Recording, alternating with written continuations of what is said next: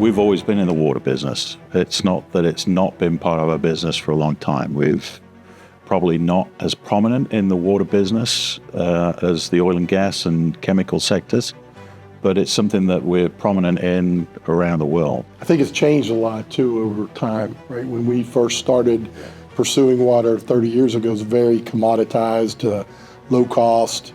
It was a race to the bottom. What we're trying to do is really change the game and make it more value driven so that the customer actually finds a way to create revenue from water versus it being a cost. That changes the game.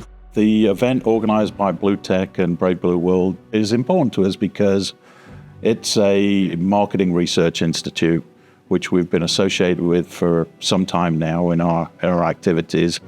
But this institute and this foundation are actually looking to implement change, execute change, and the movies that they've produced is a way of communicating the need and the urgency about that change to the marketplace. I mean, let's be honest, there's only a few things that bring kind of humanity together that you can't argue about, and one of those is the need for water, clean water.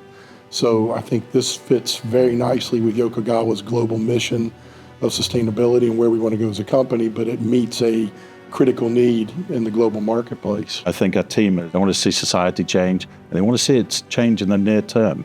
There's a lot of technologies that are available out there already today that can be leveraged forward. It's about actually implementing those things and executing on them. To me, it just aligned completely with our, core beliefs and values of where we want to go as a company.